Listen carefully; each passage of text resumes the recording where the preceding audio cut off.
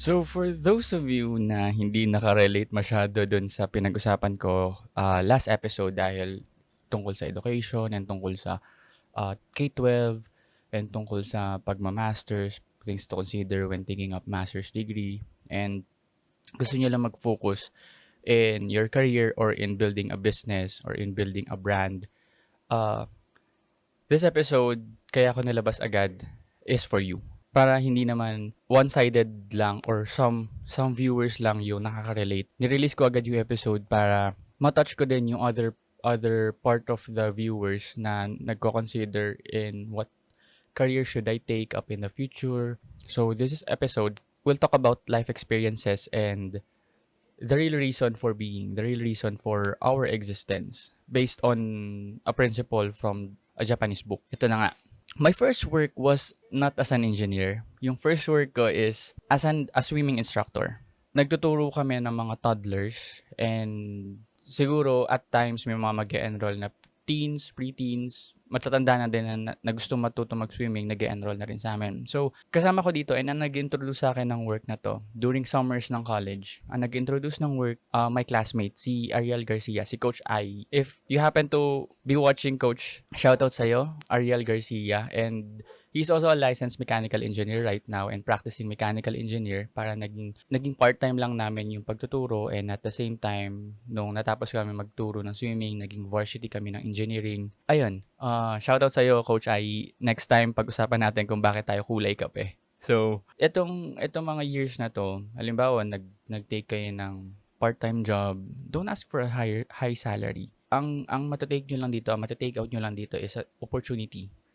And yun yung experience, yung makapag-work with different kinds of people. Kasi pag nasa classroom setting ka, nasa close environment ka, nag-work ka lang with people na familiarize ka na. Pag nagpa-part-time ka, you'll be exposed to different kinds of people and different temperaments. So yun yung gagawin mo or i-consider mo when taking a part-time job habang nagka-college ka. Next is my second work sa firearms manufacturing company. Naging design engineer ako doon. Pinasok naman ako doon, Dustin, ni Engineer Dustin de la Paz. And then marami ako naging kakilala doon. Doon na lumawak yung network ko. Although hindi ko na sila masyado nakakausap, but friends ko pa rin sila sa Facebook. And from time to time, syempre, nakakamusta, nagkaroon ng kamustahan. And network mo sila eh. Kasi sila yung mga pool of engineers na nakasama mo for a long time. I've been doon sa manufacturing company ng 3 years. So, ang daming umalis, ang daming na-hire na bago. Sila yung mga makakasama mo sa isang part ng growth mo sa career mo. So, dito mo naman may establish kung ano yung gusto mong end goal. At the same time, pinapalawak mo na yung network mo. Yan, makakilala ka ng mga engineers na merong same ideologies as you. Makakilala ka ng mga boss na pa pwedeng mag-train sa'yo, mag-mentor sa'yo sa kung ano yung mga dapat mong tinitake in the future, kung ano yung mga dapat mong i-learn na skills in the future. So, yung third work ko naman is sa water utilities company naman ito. And for, I think 1 year, na ako nag-work doon. Ayan. So, isipin nyo na lang kung aling water utilities company yung pinapasukan ko. Basta sa NCR lang siya, and then dalawa lang naman yun under ng MWSS. Ayun, ang purpose naman for your third and future works naman is to continuously gain experience and build up yourself doon sa gusto nyong goal. Kasi nga, 'di ba, on your first job, na-establish nyo na kung ano yung gusto nyo maging. Halimbawa, gusto nyo maging project manager, gusto nyo maging boss ng isang kumpanya, gusto nyo maging CEO, gusto nyo maging head ng isang department, or gusto nyo magtayo ng business. Dito nyo i-hone yung sarili nyo, or dito nyo i-build up yung sarili nyo on those key areas. And then, sa third job, pa onwards, fourth, fifth, and so on, dito nyo na iniisip considering staying for the company on a longer time. Dito ka na pwedeng mag-retire, or dito ka na pwedeng mag-ipon for your business. And then, one notable idea, since nagma-masters nga ako, one notable practice to apply para ma-hone mo yung knowledge mo or ma-hone mo yung skill mo para dun sa goal mo is to take up professional trainings or professional educations like master's degree, certifications, and then other trainings as well.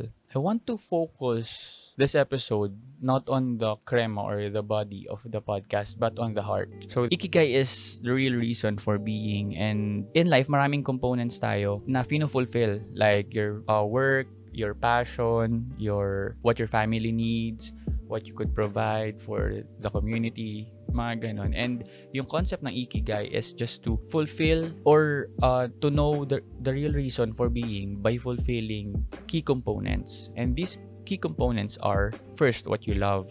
Mahal mo yung ginagawa mo. Halimbawa, you love photography, you love arts, you love drawing. And then next is what you are good at. Pwedeng love mo yung photography pero hindi ka marunong mag-take ng pictures. Nag-i-scroll ka lang sa Pinterest or sa Instagram ng mga magagandang photos and ina-admire mo lang siya. Or pwedeng love mo yung art. Then pumupunta ka lang sa mga art museums para mag-admire ng mga artworks. Iba naman yung magaling ka doon sa bagay na yon. Halimbawa, ang galing mo sa photography, ang galing mo sa arts, ang galing mo mag-drawing, ang galing mo mag-sketch, mga ganyan. Yun yung second key component, which is what we are good at. And the next component is, ano yung need ng world? Ayan, what the world needs. Ang daming problema ng mundo na kailangan natin i-solve right now, and may mga iba na nasa critical point na kung hindi pa tayo umaksyon ngayon, it's maybe too late. Like for example, global warming. And then last is what you could be paid for.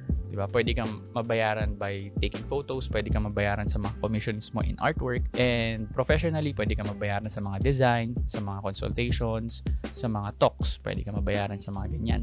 And then, yung apat na components na yon, what you love, what you're good at, what the world needs, and what you could be paid for is the 4 key life areas na tinouch ng Ikigai. So, makikita nyo sa Venn diagram, yan yung Venn diagram na kung nasaan yung Ikigai is nasa center, which is the convergence of the 4 areas, which is what you love, what you're good at, what the world needs, and what you are being paid for. Ang concept lang ng Ikigai is kailangan mo lang siyang i-combine lahat. Kailangan mo lang mapag-combine yung apat. As for me, as a mechanical engineer, pwede kong masabi na binabayaran ako dun sa work ko. Pwede ko din masabi na yung ginagawa ko is kailangan ng mundo or kailangan ng mga tao dahil water utilities company nga yung pinagtatrabahuhan ko. And kailangan natin ng clean water. And then, pwede ko masabi na good at it ako. Hindi ako best at it, but I'm good at it. So, as for love, oo, natutunan ko ng mahalin yung craft ko. Although, love ko pa din yung architecture and civil engineering. And for me, if nahanap ko na yung Ikigai ko, ang real thing about it is, it's like an asymptote. Papalapit ka ng papalapit dun sa true purpose mo or true reason for being mo. Pero hindi mo marireach talaga yung intersection mo dun sa true being. Kasi laging merong lacking. Parang laging merong greener pasture na gusto mo. Laging, mahal ko na yung mechanical pero mahal ko rin yung architecture eh. So, hindi ko naman napapractice yung architecture.